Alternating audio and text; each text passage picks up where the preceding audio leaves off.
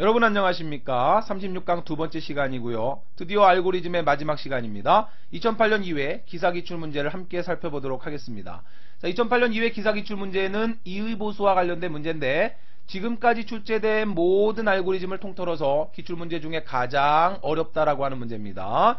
자, 그러나 우리 이전 36강에서 보수와 관련된 내용들 자세하게 정리했어요. 자, 물론 쉽지 않죠. 그러나 한 번 강의를 들어서는 조금 이해가 안 되실 수 있어요. 보수 쪽은 워낙 어려우니까 한 번 정도 강의를 더 들어보시면 하나하나 이해를 하실 수 있을 거고요.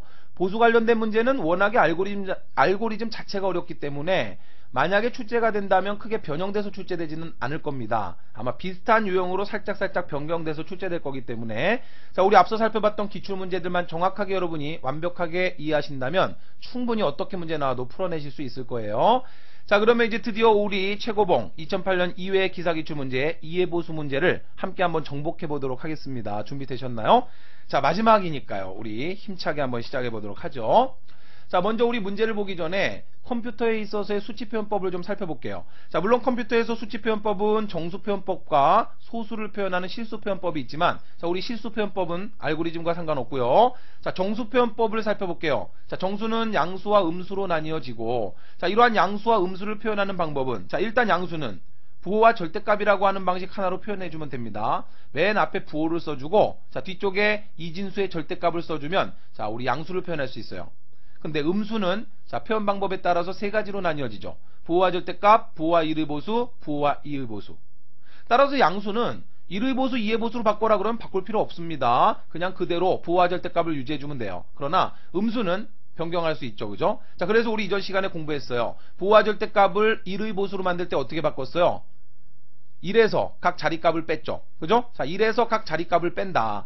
얼마를 더해야 1이 되느냐, 얼마를 보충해야 1이 되느냐. 그게 보수의 개념이잖아요. 자, 따라서 1에서 각 자리값을 다 빼는 겁니다. 그러면 1의 보수를 만들었고요. 1의 보수를 만든 다음에 2의 보수를 만들 때 어떻게 했어요? 플러스 1을 해주면 됐죠. 자, 이때 부호와 절대값이나 부호와 1의 보수나 부호와 2의 보수는 꼭 주의하실 게 뭐냐면 맨 첫 번째 비트 부호를 건드리면 된다 안 된다? 절대 부호를 건드리면 안 됩니다. 자, 부호를 건드리면 졸지에 음수가 양수가 돼버려요. 따라서 부호는 절대 건드리는 게 아니고요. 자, 뒤쪽에 나와 있는 예를 들어서 8비트라면 맨 첫 번째 부호 비트 건드리지 말고 나머지 7비트만 변환한다는 거. 이것만 좀 기억을 해두셔야 돼요. 자, 그 다음 맨 앞에 부호를 한 비트로 표현하죠. 양수일 때는 0으로 표현하고요. 자, 음수일 때는 부호를 1로 한 비트로 표현을 합니다. 자, 이 정도 내용만 알고 계시면 돼요. 근데 문제는 지금 우리가 풀어볼 문제는 문제가 거꾸로 출제가 됐어요. 어떻게 출제가 됐냐면 부호와 절대값을 1의 보수, 2의 보수로 만드는 게 아니라 반대로 자, 배열에 저장되어 있는 값이 음수일 때 2의 보수입니다. 그러면 이 2의 보수가 10진수로 얼마인지를 구하라는 거예요. 자, 그럼 어떻게 할까요? 부호와 2의 보수를 바로 우리 10진수로 얼마인지 알 수 있나요? 없어요. 어떻게 해야 되나요? 먼저 1의 보수를 만들고 자, 다시 1의 보수 형태를 부호와 절대값 형태로 바꿔야 되죠.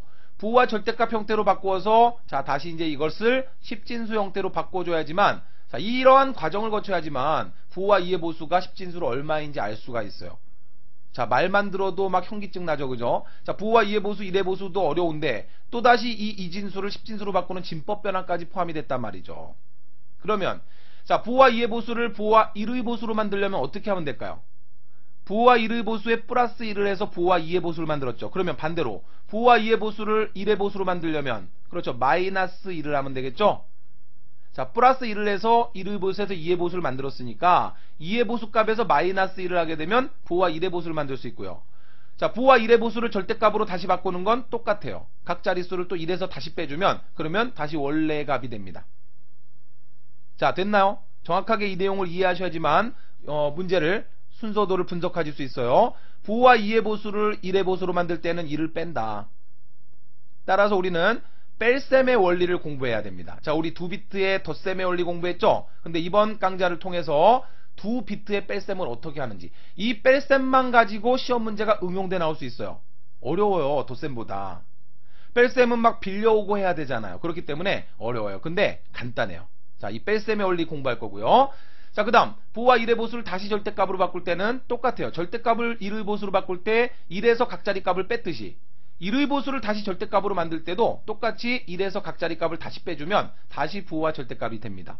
자, 이러한 순서로 우리가 2의 보수를 절대값으로 만든 다음에 이 부호와 절대값의 이진수를 다시 10진수로 바꿔서 자, 이 부호와 2의 보수가 10진수로 얼마인지를 구하라는 거예요. 양수일 경우에는 변경할 필요 있다 없다? 없다. 그냥 양수일 경우에는 바로 이 절대값을 10진수로만 바꿔주면 끝나는 거죠. 자, 전체적인 흐름을 보셔야 됩니다. 맨 앞에 있는 부호로. 자, 부호가 0이다 라고 하면 양수니까 양수인 경우에는 그냥 이 절대값을 10진수로, 이진수를 10진수로만 바꿔주면 돼요. 부호를 제외한, 자, 사인 비트를 제외한 나머지 7비트가 되겠죠?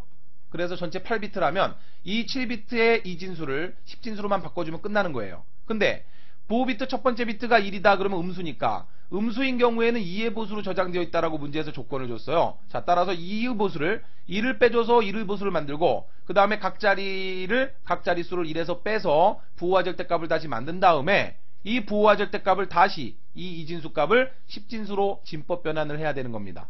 아, 어지러워요. 그죠? 자, 그러나 그렇게 어렵지 않아요. 하나하나 차근차근 이해하시면 됩니다. 자, 전체적 흐름을 이해하셨죠? 그죠? 자, 우리가 컴퓨터에서 고정소수점이라고 하는 수치 표현법은 맨 첫 번째 비트를 부호 비트를 쓰고 자, 나머지 7비트를 자, 8비트라고 했을 때 한 비트를 부호 비트를 쓰고 나머지 7비트를 가지고 숫자를 표현하는데 절대값으로 표현하고 1의 보수, 2의 보수가 있는데 거꾸로 2의 보수를 1의 보수로 바꾸고 절대값으로 바꿔서 10진수로 변경하는 그러한 알고리즘이에요.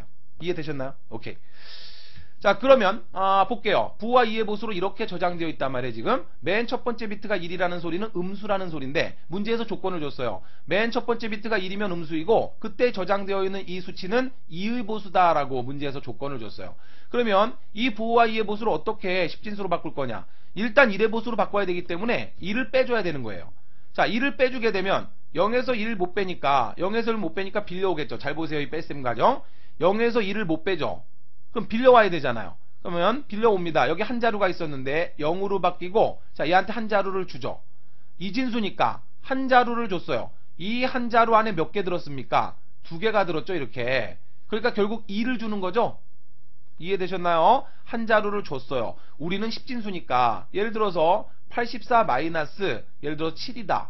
그러면 4에서 7을 못 빼니까 8자루에서 빌려오니까 7자루가 되고 한 자루를 주죠. 10진수니까 한 자루 안에 10개가 들어있잖아요. 그죠? 그래서 14가 되고 자, 14에서 7을 빼니까 7이 됐다. 이렇게 계산했죠. 10진수니까 10개가 들어있잖아요. 한 자루 안에. 그러나 이진수니까 자, 윗자리에서 한 자리를 빌려오게 되면 한 자루 안에 2개가 들어있는 거예요. 자, 따라서 뺄셈의 과정이 이렇게 되는 거죠. 0에서 1을 빼려고 했더니 못 빼요. 그래서 한 자루 빌려옵니다. 자, 한 자루만 빌려줘 했더니 자, 한 자루 있던 거 빌려주니까 0이 되고 한 자루를 줬어요. 자, 그 한 자루 안에 2개가 들어있습니다. 그러면 2에서 1을 빼니까 1이 되는 것이죠. 자, 그리고 0에서 0을 뺍니다. 그죠? 계속 빼니까 이제 0 그대로 다음 자리들은 그대로 내려오면 되겠죠. 자, 따라서 이렇게 해서 1의 보수를 구한다. 다시 말하면 1을 빼서 부호와 1의 보수를 구해주고 그리고 이 부호와 1의 보수를 또다시 각 자리를 1에서 빼주게 되면 그러면 부호와 절대값이 나오더라. 자, 각 자리를 1에서 빼는데 이때 주의하실 거는 자, 1번지의 부호 비트는 건드리면 절대로 안 된다. 아시겠죠? 또 이것을 1에서 빼서 0을 만들어 버리면 안 돼요. 그러면 졸지에 음수가 양수로 바뀌어 버리잖아요. 따라서 부호 비트는 절대 건드리는 거 아닙니다. 이게 핵심이에요. 자, 1번지 부호 비트는 절대로 건드리지 않는다. 그리고 나머지 2번지부터 8번지까지를 자, 1에서 0 빼면 1, 1에서 1 빼서 0, 1에서 1 빼면 0, 아하, 0이 되고요. 1이 되겠죠? 자, 1이 될 것이고 1에서 1 빼니까 0 됐죠. 이렇게 해서 각 자리 값을 1에서 빼주면 다시 절대값 형태가 만들어지죠. 자, 2의 보수를 1의 보수로 바꿨고 다시 절대값으로 바꿨어요. 그러면 이제 이 절대값 이진수를 어떻게 해야 된다? 자, 이것을 이제 10진수로 바꿔줘야 됩니다. 진법 변환을 해야 돼요. 자, 1의 자리, 그 다음에 2의 1승 자리, 그 다음 2의 2승 자리, 2의 3승, 2의 4승, 2의 5승, 2의 6승. 자, 따라서 2의 6승만 있죠? 더해주게 되면 2의 6승은 64가 되고요. 자, 2의 2승은 4가 되겠죠? 자, 2의 1승은 2가 됩니다. 자, 1은 2가 되죠. 2의 1승은 2. 자, 따라서 더하면 6이 되겠고요. 64를 더하면 70이 되겠죠? 아, 이렇게 진법 변환을 해서 우리는 이 이진수가 70이라고 하는 걸 알았어요. 그러면 70을 구했죠. 그러면 최종 결과가 70이냐? 아니죠. 자, 1이 맨 첫 번째 비트가 1이라는 이야기는 음수라는 이야기니까 여기에 마이너스 1을 곱해줘서 마이너스 70을 만들어주면 되겠죠. 자, 다시 말하면 이런 이야기예요. 2의 보수로 저장되어 있는 음수값 10111-010은 결국 10진수로 변환을 했더니 얼마더라? 마이너스 70이더라. 이해되셨죠? 자, 이 과정을 이제 우리가 알고리즘을 하는 거예요. 자, 이것만 봐도 머리 아파 죽겠는데 이것을 순서도로 표현한다. 얼마나 어렵겠어요. 그죠? 그러나 우린 정복할 수 있어요. 자신감 가지세요. 자, 우리가 예를 들어서 마이너스 70을 만약에 2의 보수로 표현해라 그러면 마이너스 70이니까 마이너스 음수니까 부호 비트 1을 붙이고, 자, 70을 이진수로 변환하면 되겠죠? 자, 70을 계속 2로 나누어서 목이 0이 될 때까지 계속 나누어서, 자, 2번지부터 데이터를 쭉 저장하면 이렇게 저장이 될 거예요. 그죠? 부호와 절대값을 만들고, 그 다음에 이 부호와 절대값을 각 자리에서 2를 빼주게 되면 부호와 1의 보수가 만들어지겠죠? 그리고 이 부호와 1의 보수에다가 2를 플러스하면 부호와 2의 보수가 만들어지겠죠? 자, 이런 식으로 거꾸로의 과정이 시험에 출제될 수도 있는 거예요. 얼마든지. DC 변수에 자, 예를 들어서 양수나 음수 정수를 입력받은 다음에 그 정수값을 부호와 절대값으로 바꾸고, 부호와 절대값에서 1의 보수로 바꾸고, 1의 보수에서 2의 보수로 바꿔라. 얼마든지 그렇게 나올 수도 있어요. 그러나 지금 이 문제는 거꾸로입니다. 2의 보수에서 1의 보수를 만들고 부호와 절대값 만든 다음에 이것을 10진수로 바꾸어서 10진수로 얼마인지를 출력하는 거예요. 됐나요? 오케이. 자, 그러면 여기서 두 비트의 뺄셈의 원리를 알아야 되죠. 어차피 2의 보수에서 1의 보수를 만들 때 1을 빼잖아요. 그죠? 자, 따라서 우리는 두 비트의 덧셈의 원리는 다 공부했습니다. 이제는 뺄셈의 원리를 공부할 거고, 이 두 비트의 뺄셈의 원리를 응용해서 이것만으로도 시험 문제 출제될 수 있어요. 그럼 여러분 생각에는 되게 복잡할 것 같아요. 그죠? 그러나 오히려 간단합니다. 보세요. 자, 두 비트의 뺄셈의 원리 공부해 볼게요. 두 비트의 뺄셈이다라고 하면 덧셈과 마찬가지로 경우의 수는 딱 4가지밖에 안 나오죠. 0 빼기 0, 1 빼기 0, 0 빼기 1, 1 빼기 1. 그죠? 어차피 비트는 0 아니면 1이니까 더 이상의 경우는 없습니다. 자, 뺄셈의 경우는 0에서 0 빼는 경우, 1에서 0, 0에서 1, 1에서 1 빼는 경우. 그러면 우리 한번 결과를 보자고요. 0에서 0 빼면 1에서 1 빼면 얼마입니까? 1에서 1 빼면 0이죠? 0에서 1 빼면 얼마예요? 0에서 1을 빼면 마이너스 1이죠? 1에서 0 빼면 1입니다.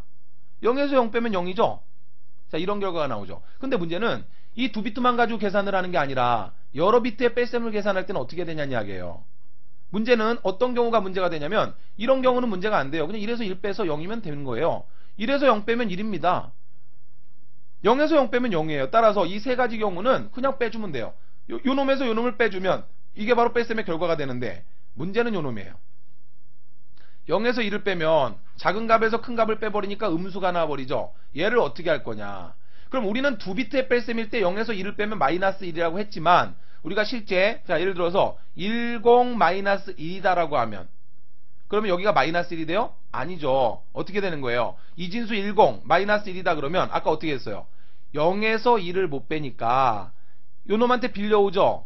자, 이놈한테 빌려오면 0이 되고 한 자루를 줘서 두 개를 주잖아요. 그죠? 한 자루 안에 두 개가 들었잖아요. 자, 따라서 2에서 1을 빼니까 1이 되는 거죠. 자, 결과적으로 1, 2가 되니까 10진수로 요 놈은 2고 요 놈은 10진수로 1입니다. 따라서 결과값이 1이 나오는 거 아닙니까? 그죠? 그러니까 뭘 지금 말씀드리는 거냐면 우리가 그냥 한 비트로만 생각해서 0에서 1을 빼면 마이너스 1이다 이렇게 되는 거지만, 자, 이렇게 여러 비트의 뺄셈을 계산할 때는 0에서 1을 뺄 때 마이너스 1이 나오는 게 아니라 0에서 1을 못 빼니까 빌려와야 된다는 이야기예요. 윗자리에서. 이해되셨나요? 이걸 빌림수라 그래요. 빌림수. 그래서 우리 조금 이따 순서들을 보면은 비변수가 하나 있어요. 자, 이 비변수라고 하는 값은 아마도 빌려온다는 뜻의 이제 아마 borrow를 썼을 거예요. 그 약자를 써서 b라고 하는 변수를 만들었어요. 이건 뭐냐면 빌림수라고 하는 거예요. 빌림수. 빌려온다는 이야기예요. 모자라니까 빌려오는 거죠. 그러면 잘 보세요. 우리 뺄셈의 과정을 보면 1에서 1 뺄 때 빌려올 필요 있습니까? 없습니까? 없죠. 언제만 빌려와요? 작은 값에서 큰 값을 빼는 0에서 1을 빼는 경우만 위에서 빌려와야 되겠죠. 이해되셨을까요? 자, 그러면 그 과정을 한번 볼게요. 자, 우리 네 가지 경우가 있는데 네 가지 경우에 자, 뺄셈의 결과와 빌림수를 표시해보면 1에서 1을 빼면 뺄셈의 결과는 얼마가 됩니까? 1에서 1 빼니까 0이 되죠? 빌림수는 0이에요. 빌려올 필요가 없다는 소리예요. 자, 그 다음 요 놈이 문제예요. 요 놈이 0에서 1을 빼면 뺄 수 없잖아요. 그죠? 0에서 1을 빼면 뺄 수가 없습니다. 따라서 원래 0에서 1을 빼면 마이너스 1이 되는 건데, 근데 결과는 어떻게 나와요? 1이고 빌림수가 1이다. 이게 무슨 소리일까요? 요 놈을 이해하시는 게 중요해요. 자, 0에서 1을 빼면 원래 못 뺍니다. 그죠? 그러나 우리는 한 자릿수를 보는 게 아니라 여러 자릿수가 있다라고 할 때 110 마이너스 1, 1을 뺀다라고 한다면 0에서 2를 뺄 때 어떻게 된다는 이야기예요? 빌려오죠. 빌려옵니다. 하나를 빌려와요. 빌려오면 자, 요 놈이 한 자루를 주는데 그 안에 두 개가 들었으니까 이진수니까 두 개가 들었잖아요. 한 자루 안에. 자, 두 개에서 하나를 빼니까 1이 되죠. 그럼 여기는 0이 됐어요. 0에서 1 빼려니까 또 못 빼죠. 또 빌려옵니다. 자, 또 빌려와서 요 놈이 0이 되면서 한 자루를 주죠. 한 자루 안에 두 개 들었죠. 자, 따라서 2에서 2를 빼니까 얼마? 1이 되는 거죠. 자, 따라서 1, 2, 4 원래 6이었죠. 십진수. 요 놈은 1, 2가 되니까 3이죠. 6-3을 해서 결과값 3이 나온 거죠. 다시 말하면 0에서 1을 빼면 그 위에 숫자가 있다라고 가정을 했을 때 어떻게 돼요? 결과값은 1이 되고 빌림수는 1이 됩니다. 하나 빌려온다는 소리예요. 이해되셨나요? 자, 보세요. 1에서 1을 빼면 0이 됩니다. 안 빌려와도 되니까 0으로 표시해요. 0에서 2를 빼면 못 뺍니다. 그죠? 0에서 2을 못 빼요. 작은 값에서 큰 값을 못 뺍니다. 따라서 어떻게 된다? 빌려와야 됩니다. 하나를 빌려와요. 자, 하나를 빌려옵니다. 하나를 빌려오게 되면은 한 묶음 안에 두 개가 들었죠? 자, 따라서 두 개에서 2를 빼니까 1이 된다. 됐어요? 요게 중요합니다. 요게. 다른 값은 다 똑같아요. 1에서 0 빼면 1이 되고 안 빌려와도 되죠? 자, 따라서 1이 되고 빌림값은 0이에요. 안 빌려와도 된다는 소리예요. 0에서 0 빼면 0이 되고 안 빌려와도 되죠? 따라서 다른 경우는 문제될 경우가 없어요. 같은 경우 0에서 0 빼면 그냥 0 되고 안 빌려와도 됩니다. 1에서 0 빼면 1이 되고 안 빌려와도 돼요. 1에서 1 빼면 0이 되고 안 빌려와도 됩니다. 빌려오는 경우는 어떤 경우? 오직 빌려오는 경우는 0에서 2를 뺄 때예요. 왜냐하면 0은 작으니까 작은 값에서 큰 값을 빼니까 0에서 2를 뺄 때는 빌림수가 생기고 빌림수가 발생하고 그럼 하나 빌려오면 그 안에 두 개가 들었단 말이죠. 그죠? 자, 따라서 2에서 2를 빼는 결과가 되기 때문에 결과값은 얼마가 된다? 1이 된다. 됐어요? 자, 이것만 딱 이해하시면 뺄셈 알고리즘은 끝난 거예요. 그러면 자, 실제 이걸 가지고 이제 우리가 컴퓨터에서 뺄셈 알고리즘이 실행되는 과정을 한번 볼게요. 우리는 아까 어떻게 했어요? 우리 인간은 이렇게 계산했죠. 0에서 1 못 빼니까 빌려올래니까 없어요. 또 빌려올래니까 없고 여기서 빌려오니까 요놈이 0이 되고 자, 한 자루를 줬습니다. 두 개인데 근데 또 빌려달래요. 그럼 1이 되고 한 자루 또 주죠? 한 자루 안에 또 두 개 들었는데 또 빌려달래요. 1이 되고 한 자루 주죠? 그 안에 두 개 들었죠? 2에서 1 빼서 1 되고요. 1에서 0 빼니까 1 되고요. 1에서 뭐예요? 그냥 1이죠. 그냥 1 이렇게 되겠죠. 그 다음에 나머지 값들은 0, 1, 1, 0이 되겠죠. 이렇게 우리는 계산했잖아요. 인간은. 근데 컴퓨터는 이걸 어떻게 계산하면 되냐면 간단한 거예요. 보세요. 0에서 2를 빼죠. 아까 0에서 1 빼는 경우가 중요하다 했죠. 이거 어떻게 해야 돼요? 0에서 1 못 빼죠? 빌려와야 된다라고 했죠. 따라서 빌림값이 얼마가 되냐면 빌림값이 일단 0에서 1 빼면 마이너스 1을 만들어요. 자, 0에서 1 빼면 마이너스 1이죠. 음수가 나와버렸죠? 0에서 2를 빼는 경우는 빌림수가 발생합니다. 2를 만들어버리고 빌림수를 2를 만드는 거예요. 이해되셨나요? 규칙이에요. 0에서 1을 뺄 때 작은 값에서 큰 값을 뺄 때는 자, 일단 빼서 마이너스 1이 됐으면 그 마이너스 1을 절대값으로 2를 만들어버려요. 그리고 0에서 2를 뺐다는 이야기는 결과값 1 나왔다는 이야기는 하나 빌려왔다는 소리입니다. 하나 빌려와서 2에서 2를 빼서 1이 됐다는 소리예요. 됐나요? 자, 또 보세요. 0에서 2를 뺍니다. 0에서 1 빼면 일단 마이너스 1 나오죠? 작은 값에서 큰 값 뺐더니 음수가 나와버렸어요. 그러면 이 음수를 절대값을 취해서 2를 만들어버리고 그 다음에 빌림수는 작은 값에서 큰 값이니까 빌려왔겠죠. 이해되셨죠? 0에서 1 빼면 마이너스 1 나옵니다. 자, 마이너스 1을 절대값 취해서 1로 바꿔버리고 그 다음에 작은 값에서 큰 값을 뺐으니까 1 빌려왔을 거예요. 됐나요? 1에서 1 빼면 0이 되죠? 빌려왔을까요? 안 빌려왔어요. 1에서 0 빼면 1 되죠? 빌려왔을까요? 안 빌려왔어요. 1에서 0 빼면 1 되고 안 빌려왔습니다. 0에서 0 빼면 0 되고 안 빌려왔어요. 오케이, 끝. 계산 결과 맞습니까? 정확합니다. 여기에서 1 뺀 결과가 정확히 이렇게 나오는 거예요. 계산 결과를 다시 한번 보세요. 자, 제가 빠르게 한번 쭉 다시 한번 볼 테니까 보세요. 처음에 이렇게 되면 어떻게 알아? 0에서 1을 그냥 빼요. 자, 그냥 빼서 마이너스 1 나옵니다. 그러면 이 마이너스 1을 절대값 형태로 만들어서 1로 바꿔버려요. 그리고 0에서 1을 빼는 경우에는 무조건 작은 값에서 큰 값 뺐으니까 1 빌려온 거예요. 그래서 빌림수를 1로 표시합니다. 하나 빌려왔어요. 그죠? 한 묶음 안에 두 개 들었기 때문에 2에서 2를 빼서 1이 된 거예요. 됐죠?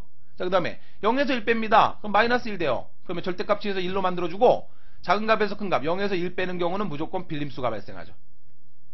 0에서 1 뺍니다. 마이너스 1 되고 자, 절대값 1 형태로 만들어주고 0에서 1 뺄 때는 빌림수 발생하죠. 1에서 1 빼면 0이 나오죠. 그대로 넘어가면 됩니다. 자, 1에서 1 뺐으니까 안 빌려왔어요. 1에서 0 빼면 1 되죠? 안 빌려왔어요. 1에서 0 빼면 1 되고 안 빌려왔어요. 0에서 0 빼면 0 되고 안 빌려왔습니다. 끝! 이게 바로 뺄셈의 원리입니다. 기가 막히죠? 자, 이것을 이제 순서도에서 어떻게 적용하는지 잘 보세요. 이제 우리는 모든 준비가 끝났습니다. 마지막 기출문제를 이제 정복해 볼게요. 자, 크기가 8인 배열 T 배열이 있는데 8비트 2의 보수 형태로 저장되어 있대요. 자, 2의 보수로 저장되어 있는데 부호 비트가 첫 번째 비트가 0이면 양수, 1이면 음수랍니다.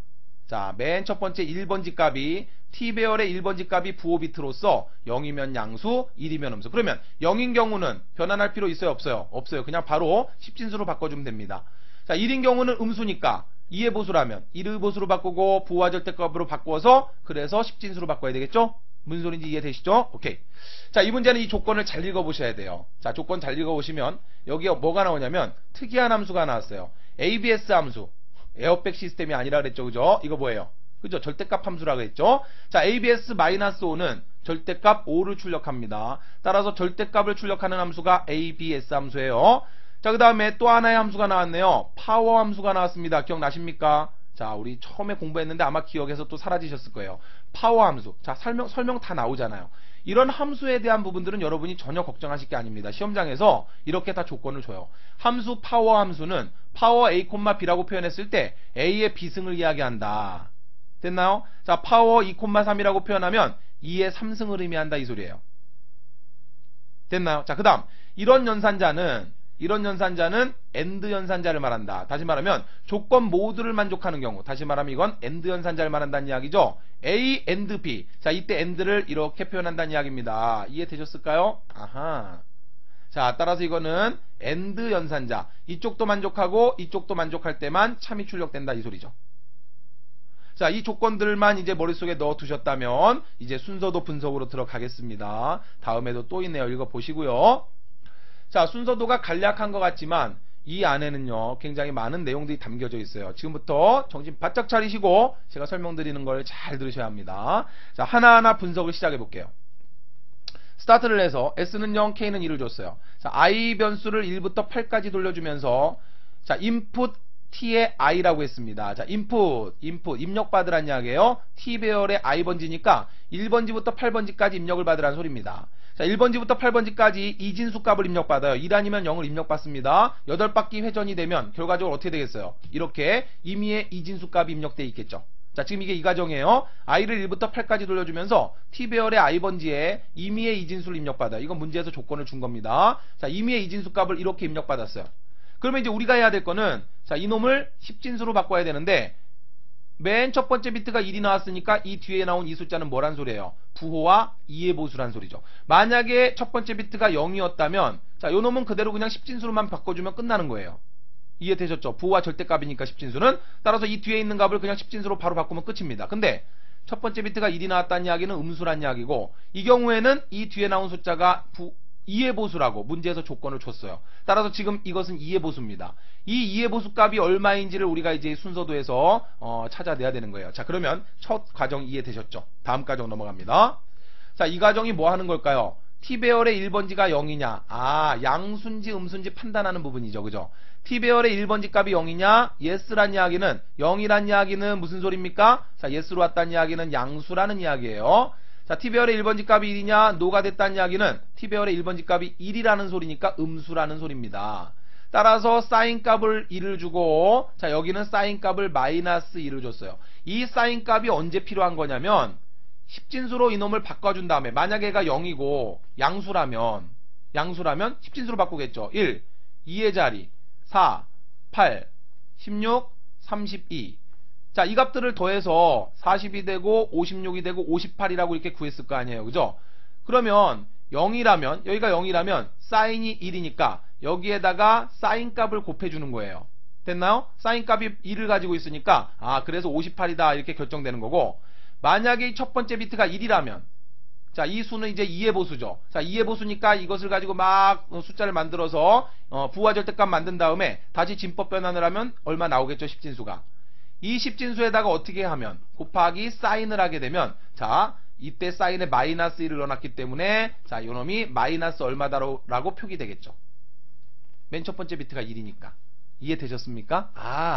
자, 양수인지 음수인지 판단하는 부분이에요. 자, 0이다 그럼 양수란 소리입니다. 따라서 사인이라고 하는 변수에 1을 넣어버리고, 자, 이 경우는 1이라는 소리니까 음수라는 이야기예요. 음수일 때는 사인 변수에 마이너스 1을 넣어놔요. 그래 놓고 나중에 최종으로 십진수 나온 결과값에 사인 값을 곱해버리면, 그러면 완벽한 이제 십진수가 결정되는 겁니다. 됐나요? 자, 이 사인 값 잘 봐두세요. 됐어요. 그러면 우리 이 경우는 이제 볼 필요 없죠. 양수의 경우에는 딴 거 할 게 없습니다. 바로 이놈을 뭐 하면 된다? 양수는 바로 십진수로 진법 변환하면 되기 때문에, 자, 이쪽은 간단해요. 그래서 전체적인 순서도의 구성을 이제 보면, 자, 무슨 이야기인지 이제 이해가 됐습니다. 잘 보세요. 전체적으로 순서들을 보면 어떻게 되는 거냐면, 자, 여기서 부호 판단을 하죠. 자, 여기서 부호 판단을 해서 이 경우는 양수인 경우예요. 그러니까 사인을 1을 준 다음에 지금 이 경우가 뭡니까? 바로 진법 변환하는 거죠. 이진수를 십진수로 변환하는 과정이에요. 됐나요? 자, 양수의 경우에는 바로 그냥 이진수를 십진수로 변환하면 끝나는 겁니다. 그래서 맨 마지막에 s에다 누적한 다음에 s에다가 사인을 곱해버리면 되는 거죠. 됐죠? 그 다음에 이쪽 부분이 지금 뭐라는 거예요? 자, 이쪽 부분은 음수인 경우입니다. 따라서 음수인 경우기 때문에 음수일 때 뒤에 나온 이진수는 2의 보수라고 했으니까, 자, 이 경우는 지금 뭐라는 거냐면, 지금 첫 번째 반복문이 뭐 하는 거예요?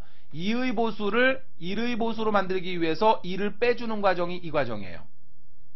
그리고 1의 보수값을 다시 부호와 절대값 형태로 만들어주는 게 이 부분이에요. 됐나요? 전체적 흐름이 보이십니까? 입력받은 수 첫 번째 1번지 값을 가지고 양수냐 아니면 음수냐를 구분하는 거죠. 자, 양수다라고 했을 때는 그냥 바로 십진수로 바꿔버리면 끝납니다. 근데 음수라고 하면 2의 보수기 때문에 그 2의 보수를 1의 보수로 바꾸는 과정이 첫 번째 반복문이에요. 그리고 1의 보수로 바꾼 다음에 다시 절대값으로 바꾸는 부분이 두 번째 반복문이에요. 됐나요? 자, 우리는 이제 이 부분을 살펴볼 거예요. 음수일 때. 됐나요? 자, 그러면 음수일 경우 한번 살펴볼게요. 자, 지금 여기까지 진행이 됐습니다. 자, 그러면 이쪽으로 넘어왔을 때, 음수일 때, 지금 부호가 1이니까 노로 왔겠죠. 그러면 사인이란 변수에 마이너스 1을 넣어놓고, 자, 이제 여기로 시작돼요. 그럼 보세요. 비변수 값을 1을 줬어요. 자, 비변수 값을 왜 1을 줬을까요? b를 빼야 되니까. b는 빌림수를 처리하는 변수예요. 빌림수. 일단 1을 줘요.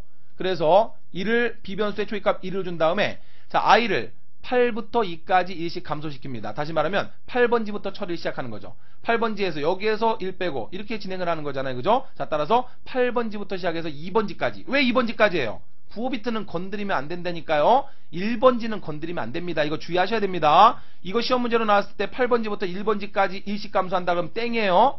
1번지 건드리면 안 됩니다. 그래서 2번지예요. 만약에 변형돼서 출제돼 나오면 이런 게 나오는 겁니다. 됐죠? 8번지부터 2번지까지만. 1번지는 부호 비트니까 절대로 건드리면 안 된다. 아시겠죠? 됐어요. 오케이. 자, 그러면 hi는 어떻게 할까요? 자, 아까 우리 뺄셈의 원리 어떻게 한다 그랬어요? 일단 요놈에서 요놈을 뺀다 그랬죠. 그래서 0에서 1을 뺍니다. 마이너스 1 나오겠죠. 그러면 여기서 어떻게 표현하면 될까요?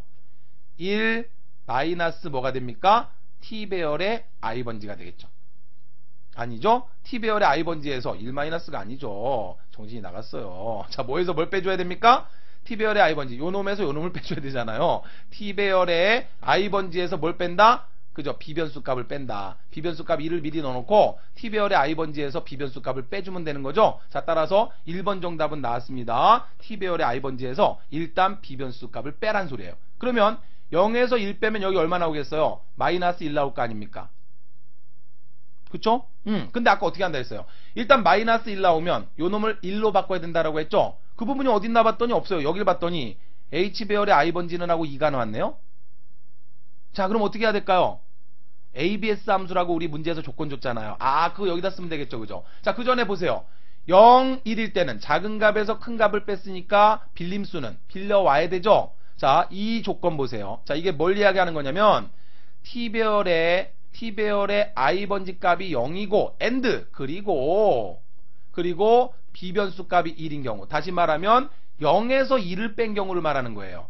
t배열의 i번지 값이 0이고 그리고 비변수 값이 1인 경우, 자, 이 경우를 말하는 거죠. 0에서 1 뺀 경우. 그 경우는 어떻게 된다? yes가 되면 빌림수가 발생하죠. 빌림수. 따라서 b는 1이 되는 거고, 그렇지 않은 나머지 경우, 자, 0-1 제외한 0 빼기 0이라던가 또는 1 빼기 0이라던가 1 빼기 1이라던가 이 경우는 빌림수가 발생하지 않습니다. 그러니까 b는 0이 되죠. 이제 해석되시죠? 그죠? 자, 이 의미를 잘 이해하셔야 돼요. 간단한 겁니다. 작은 값에서 ti 배열의 값이 0이고 비변수가 1이면 0에서 1을 빼는 거란 말이에요. 0에서 1을 빼니까 어떻게 됩니까? 빌림수가 발생한다. 이 소리입니다. 자, 그러면 지금의 경우죠, 바로. 그죠? t배열의 i번지는 0이고 지금 b는 1이죠. 딱 이 조건 만족하죠? yes로죠? 그러니까 빌림수는 어떻게 된다? 1이 됩니다. 1 빌려왔다는 소리예요. 하나 빌려왔어요. 하나 빌려왔는데 그 안에 두 개가 들었잖아요. 따라서 2에서 1 빼면 요 놈이 1이 돼야 되겠죠. 자, 요 놈이 1이 된다는 걸 어떻게 처리하면 됩니까? H배열의 i번지 값은 새롭게 어떻게 받으면 돼요? 그렇죠. H배열의 기존에 있던 i번지 값을 ABS 함수로 묶어버리면 되죠. 절대값 함수로. 그러면 이 마이너스 1이라고 하는 값이 절대값 함수로 묶이니까 결과값이 얼마로 바뀌어요? 그렇죠. 절대값 함수에 묶여서 1로 바뀐다. 됐나요? 자, 따라서 이렇게 되겠죠. 야, 이 부분이 정말 어려운 부분이에요. 이걸 시험장에서 어떻게 생각하겠습니까? 그래서 이게 가장 어려운 부분입니다, 지금. 이걸 해석하라 그러면요. 일반 강사들도 잘 해석을 못해요, 이거를. 막 혼동합니다. 이때 비변수는요, 빌림값 변수예요, 빌림값 변수. 그래서 0에서 1을 빼면, 작은 값에서 큰 값을 빼면 못 빼니까 빌려온다는 소리예요. 그래서 빌림값이 1이 발생한다는 소리고, 자, 그러면 0에서 1 빼면 마이너스 1 나온 값을, 그 값을 다시 ABS 함수로 묶어버려서, 자, 양수 형태, 절대값 형태로 바꿔주는 거예요. 됐나요? 계속 돌려볼게요. 자, 그러면 i가 이제 7이 되겠죠. i가 7이 되면 1에서 2를 뺄 거 아닙니까? 1에서 2를 빼면, 자, 얼마 나올까요? 0 나오겠죠. 1에서 1을 빼면 0 나오고, 그 다음에 이 조건 만족해요, 안 해요? 안 되죠. 0, 1이어야 되는데 1, 1이니까 노로 오겠죠. 자, 노로 오니까 빌림수는 0이 되는 겁니다. 1에서 1 빼니까 0 되고 안 빌려오잖아요. 그죠? 아하. 자, 그리고 ABS 함수 이거 해봐야 그냥 그대로 0이 0이 되는 거고요. 자, 그 다음 돌아와서 i 값이 6이 됩니다. 그러면 자, ti에서 b를 빼니까 0에서 0을 빼죠. 0에서 0 빼면 결과값 0 나오죠. 그리고 자리올림수 없죠. 안 빌려왔죠. 자리올림수, 빌림수 없죠. 안 빌려왔죠. 0에서 0 빼면 안 빌려오잖아요. 오케이? 자, 이놈 다시 절대값 붙여봐야 그 놈이고, 그 다음 다시 돌아와서 i가 5가 됩니다. 1에서 0을 뺍니다. 1에서 0 빼면 1 나오죠. 빌려왔어요? 안 빌려왔죠. 따라서 0. 이 조건 만족 안 하잖아요. 1, 0이니까. 그죠? 아하. 오직 0, 1인 경우, 0에서 1 빼는 경우만 빌림수가 발생한다, 이 소리예요. 아무것도 아니잖아요. 그죠? 자, 1에서 0 빼면 1 되고요. 안 빌려옵니다. 0 되죠? 1에서 0 빼면 1 되고요. 안 빌려옵니다. 빌림수 0 되죠? 0에서 0 빼면 0 되고요. 빌림수 없어요. 오케이. 간단히 끝나잖아요. 바로 이게 바로 지금 제가 설명드린 이 과정이에요. 오케이? 잘 들으세요. 뺄셈의 원리를 이용하는 겁니다. 뺄셈 알고리즘은, 자, 일단 여기서 8번지부터 2번지까지만 간다는 게 중요해요. 1번지까지 가면 안 됩니다. 부호 비트는 절대로 건드리면 안 되는 거예요. 따라서 여기까지만 와야 된다는 거, 이거 꼭 기억하시고, 그 다음 지금 이 부분이 바로 뭐다? 뺄셈 알고리즘입니다. 자, 뺄셈 알고리즘은 일단 HI번지는 TI에서 B를 뺍니다. 자, 일단 요놈에서 요놈을 빼버려요. 그러면 결과값이 얼마? 마이너스 1이 나온단 말이죠. 그러면 TI번지가 0이고 B가 1이냐를 검사해요. 0이고 1인 경우, 지금 딱 떨어졌네요. 그죠? 두 가지 모두 만족하니까 yes로죠. 그러면 작은 값에서 큰 값을 뺀 거기 때문에 빌림수가 발생했다는 뜻으로 B가 1이 되는 거예요. 그럼 빌림수가 발생했다는 뜻으로 1을 써주는 거예요. B가 1이 되는 거죠. 이해되셨습니까? 그리고 자, 기존에 있던 HI번지 값 마이너스 1에다가 요 놈을 ABS 함수로 감싸서 절대값 형태로 만들어서 1로 바꿔버리는 겁니다. 됐죠? 아하. 자, 그러면 이걸 보지 않고 이게 실행되는 과정을 한번 잘 보세요. 자, 다시 한번 실행되는 과정만 보시면 딱 이해 끝나요.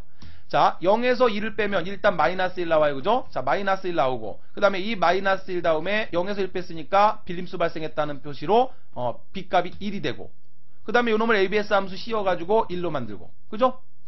그 다음에 1에서 1 빼면 0 됩니다. 빌림수 없고, 0에서 0 빼면 0 되고 빌림수 없고, 1에서 0 빼면 1 되고 빌림수 없죠? 1에서 0 빼면 1 빌림수 없고, 1에서 0 빼면 1 빌림수 없고, 0에서 0 빼면 0 빌림수 없고, 끝. 자, 뺄셈 이렇게 빠르게 하네요. 지금 제가 말로 설명한 그것이 바로 이 알고리즘 안에 담겨 있는 거죠. TI에서 일단 B를 뺀 다음에 TI 배열의 값이 0이고 B가 1이면 그러면 빌림수가 1이 되고, 그렇지 않은 나머지 모든 경우는 빌림수가 없다는 소리예요. 그리고 자, 음수가 나온 경우를 대비해서 HI번지 값을 절대값 ABS 함수로 씌워서 자, 절대값 형태로 다시 HI번지로 입력하면 이렇게 훌륭하게 만들어지는 겁니다. 자, 그리고 우리 1번지 부호는 건드리지 않았어요. 여기는 구하지 않아도 되는 거예요. 우리가 어차피 구하고자 하는 건 최종 십진수 값이니까 얘는 안 구해도 아무 상관없어요. 그래서 8번지부터 2번지까지만 돌려준 거죠. 그럼 여긴 아무것도 안 오죠. 오케이, 됐습니다. 그리고 이제 다음으로 넘어가면 이 경우가 이제 뭐예요? 자, 지금까지 우리 뭐 한 겁니까? 요 놈이 2의 보수 아닙니까? 그죠? 자, 2의 보수를 뭘로 만들었어요, 지금? 1의 보수로 만든 거죠? 그래서 뭘 한 겁니까? 1을 뺀 거 아닙니까? 결국 여기에서 1을 뺀 가정이 지금 실행된 가정 아니에요. 그러면 2의 보수에서 1의 보수로 바꿨죠. 그럼 이제 우리 뭐 해야 된다? 1의 보수를 절대값으로 바꿔야 되겠죠? 자, 1의 보수를 부호와 절대값으로 바꿀 때는 어떻게 해야 된다? 그렇죠. 각 자릿수를 1에서 빼라. 그러면 어떻게 좀 될까요? 3번 정답 뭐가 될까요? 그렇죠. 1 마이너스 뭐를 해야 됩니까? 1에서 H배열의 I번지 값을 빼줘야죠. 됐나요? 자, 따라서 3번은 이렇게 되겠죠. 1 마이너스 H배열의 I번지. 자, T배열이 여기 위에 있지만 다시 썼어요. 아무것도 없다고 생각하면. 자, 그러면 1에서 1 빼니까 0 되겠죠. 1에서 0 빼면 1, 1에서 0 빼면 1, 1에서 1 빼면 0, 1에서 1 빼면 0, 1에서 1 빼면 0, 1에서 0 빼면 얼마? 1. 그 다음에 여기가 중요해요. 자, 여기까지는 잘 보시고, 여기는 왜 1번지부터 돌렸을까? 이제는 부호를 구해줘야 됩니다. 여기는 중간 가정이니까 안 구해도 상관없어요. 그러나 이제 여기는 부호를 구해줘야 되겠죠. 그죠? 자, 그래서 1-hi. 자, 부호를 구해줘야 된다라고 했는데, 자, 한번 볼게요. 얼마가 나오나. 지금 1번지에 여기에 얼마가 있어요? 0이 있죠. 자, 따라서 1에서 아무것도 없는 값, 지금 아무것도 없다는 건 0이에요 결국. 자, 1에서 아무것도 없는 값 빼면 여기 얼마 나올까요? 그렇죠, 1 나오죠. 그러니까 원래 부호 비트가 그냥 그대로 나오잖아요. 지금 이 부분을 질문하시는 경우가 많아요. 자, 무슨 이야기냐면 우리 이전에 했을 때는 아까 이 위의 반복문에서는 왜 8부터 2까지만 돌려줬고 왜 여기서는 8부터 1번지부터까지 여기까지 가느냐. 물론 여기서 2번지부터 돌려주게 되면은 여기 아무 값도 안 오죠. 그럼 뒤쪽에서 문제가 생기는지는 좀 이따 볼 거예요. 어쨌든 1번지부터 돌려줘도 일단 계속 1에서 빼주면 계속 값이 이렇게 구해지겠죠? 값이 이렇게 구해질 거예요. 그 다음 마지막에 여기 아무것도 없잖아요. 그럼 결국 뭐가 실행되는 거냐면 1-h의 1번지를 했을 때 h1번지는 아무것도 없기 때문에 여기는 1이 들어옵니다. 따라서 음수니까 원래 부호 비트 1이 다시 여기 들어왔죠. 중간에 여기는 없어도 상관없어요. 우리가 원하는 건 최종 10진수 값이니까 얘는 없다라고 해서 상관없다는 이야기죠. 됐나요? 이해되셨습니까? 됐어요. 자, 그러면 이제 이렇게 해서 2의 보수를 1의 보수로 바꿨고 부호와 절대값으로 바꿨습니다. 그러면 이제 다음 과정은 뭐 해야 될까요? 이 부호와 절대값을 이제 10진수로 바꿔야 되겠죠. 자, 바로 10진수로 바꾸는 반복문이 요 놈이에요. 다시 8번지부터 2번지까지만. 왜? 이건 부호 비트니까 10진수로 바꿀 때 요 놈들만 10진수로 바꿔야 되는 거죠. 그러니까 8번지부터 2번지까지만 오는 겁니다. 됐나요? 자, 그러면 어떻게 구해야 할까요? K값을 구한 다음에 K를 S에다가 누적하랍니다. 그러면 K값이 뭐가 되겠어요? 맨 처음에 요 놈을 가져오죠. 자, 0을 가져와요. 0을 가져와서 거기다가 여기는 무슨 자리예요? 2의 0승 자리죠. 2의 0승 1이죠. 자, 이것이 어디에 들어가야 됩니까? K에 들어가야 되는 거예요. 그럼 어떻게 하면 될까요? 표현을. K는 T배열의 I번지죠? 자, T배열의 I번지. 그러면 I가 8이니까 8번지 값 요놈을 가져올 거 아닙니까? 여기에다가 곱하라. 얼마를 곱하면 될까요? 2의 0승인데 자, 여기는 2의 0승, 여기는 2의 1승, 여기는 2의 2승, 여기는 2의 3승. 이 표현을 해야 됩니다. 어떻게 해야 될까요? 자, 우리 문제에서 조건을 읽어봤더니 아까 무슨 함수를 줬어요? 파워 함수라고 하는 걸 줬죠. 파워 함수. 자, 따라서 파워 함수를 이용하면 되겠네요. 파워 함수 2의 몇 승이냐. 자, 몇 승이냐 어떻게 표현해주면 될까요? 여기선 0승이고 0승. 자 보세요. 잘 보세요. I 값하고 잘 보세요. I가 8인데 0승, I가 7일 때 1승, I가 6일 때 2의 2승, I가 5일 때 3승, I가 4일 때, 자, 4일 때 몇 승? 4승. I가 5일 때, I죠? 3일 때죠? 3일 때 5승. I가 2일 때 6승. 자, 상관관계 보이십니까? 우리 많이 했잖아요. 뭐가 될까요? 그렇죠. 8-I승. 됐나요? 자, 그러면 실제로 한번 값을 넣어보고 디버깅 하면서 설명을 드리겠습니다. 자, 정답은 파워의 2의 8-I승이죠. ti 곱하기. 자, 그러면 어떻게 되나 보세요. 자, 이렇게 되겠죠. 1회전에 I 값이 얼마가 됩니까? 1회전에 8이죠. 그때 K 값은 얼마가 돼요? 자, T의 i번지니까 8번지 0을 가져오죠. 곱하기 자, 파워 함수에 의해서 2의 몇 승이에요? 8-i 8-8이니까 2의 0승. 따라서 얼마입니까? 2의 0승은 1이니까 1 곱하기 0은 0이죠. 따라서 K 값은 0이 되고요. 그 다음 2회전 될 때 자, 8이 i 값이 7로 바뀌죠. 그러면 또다시 K는 어떻게 됩니까? T의 7번지 값 2를 가져오죠. 2를 가져오고 곱하기 자, 파워 2의 8-i 승이니까 2의 8-i i가 7이니까 8-7 2의 1승 됐죠? 자, 따라서 1 곱하기 2의 1승이니까 2는 2 따라서 얼마? 2가 나오죠. 이 2를 S에다 누적하죠. 됐나요? 아, 여기는 0이고요. 자, 이거 2 됐죠? 그 다음에 3회전 돌아갈 때 어떻게 됩니까? i 값이 6으로 바뀌죠? 1 감소돼서 6이 되고 그러면 K 값은 어떻게 됩니까? 자, 6번지 값 가져오죠. 6번지 값 2를 가져오고 곱하기 자, 파워 2의 8-i승. 자, 따라서 2의 8-6승이니까 얼마입니까? 2승. 자, 2의 2승은 4니까 얼마가 됩니까? 4가 되죠. 아하. 자, 따라서 4. 자, 여기는 0이었고요. 그죠? 자, 이 값들이 어디에 누적됩니까? K 값을 S에 누적하니까 S라고 하는 변수에 자, 맨 처음에 0. 그 다음에 2가 누적돼서 2로 바뀌고 4가 누적돼서 6으로 바뀌고 이렇게 해서 S에다 누적을 하면 아하, 십진수가 구해지는구나. 이해되셨나요? 자, i 값을 8번지부터 2번지까지 일씩 감소시키면서 이쪽부터 진행을 하는 겁니다. 그래서 하나하나 값을 가져와서 자, 2에 몇 승을 곱할 거냐? 그것을 파워 2의 8-i승이라고 했어요. i가 8일 때 0승, 7일 때 1승. 그죠? i가 6일 때 2승. i가 5일 때 3승. 아하, 이렇게 돌아가면 된단 말이에요. 따라서 8-i승. 이거 자주 보이는 거니까 꼭 기억해 두시길 바랍니다. 그렇게 해서 K값을 구한 다음에 그 K값을 S에 누적시키면 자, 여기서부터 여기까지의 합계, 이 진수의 합계가 어디에 저장되겠어요? S변수에 저장될 겁니다. 그래서 자, S변수에 70이라고 하는 2, 4, 8, 16, 32, 64니까 얼마예요? 70이 됩니까? 자, 그래서 기억이 될 거예요. 자, 얼마예요? 자, 1, 2, 4, 8 없고 16, 32, 64니까 자, 64에다가 4 더하면 68이 되겠고요. 70이 되겠네요. 자, 따라서 S라고 하는 변수에 얼마가 들어와요? 70이라고 하는 값이 들어오죠. 자, 그런데 이게 끝이 아닙니다. S는 S에다가 뭘 곱할까요? 사인 값을 곱해야 되죠. 그러면 아까 사인 값은 1이기 때문에 사인 변수에 마이너스 1 넣어놨잖아요. 따라서 여기다가 사인 값을 곱하면 마이너스 1 곱하게 되니까 S 변수 값은 최종적으로 얼마가 됩니까? 그렇죠. 마이너스 70이라는 값이 되죠. 자, 우리 아까 부호와 이의 보수는 결국 얼마를 의미한다? 마이너스 70을 의미한다. 출력하면 끝나는 거예요. 기가 막힌 문제입니다. 이 문제 여러분들 정말 쉽지 않은 문제예요. 다시 한번 전체적인 순서들을 살펴보면 자, 일단 T배열에 1번지부터 8번지까지 임의의 이 진수를 쭉 입력받습니다. 그러면 1번지 값을 가지고 0이냐를 물어서 yes이면 양수란 소리니까 바로 그냥 십진수로 변환하는 과정으로 넘어가면 됩니다. 바로 사인을 1을 준 다음에 바로 십진수 변환으로 넘어가면 돼요. 근데 자, 만약에 아니다는 이야기는 음수란 이야기죠. 부호 비트 첫 번째 비트가 1이라는 소리니까 음수니까 사인 비트를 마이너스 1을 넣어주고 그래서 나중에 여기서 사인을 곱하면 마이너스 1을 곱하는 거잖아요. 그죠?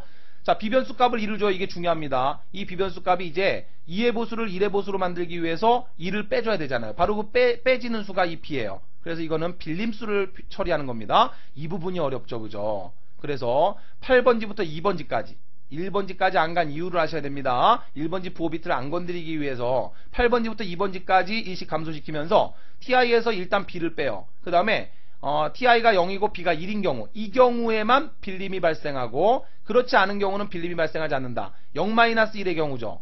이 경우는 0-0 그 다음에 1-0 1-1의 경우죠. 따라서 이 경우는 빌림수가 발생하지 않으니까 0 이 경우는 빌림수가 발생하니까 비변수가 1이 돼요. 그 다음에 그 결과값을 절대값으로 바꿔버립니다. 그러면 뺄셈의 결과가 나와요. 자, 이 부분 자세히 보세요.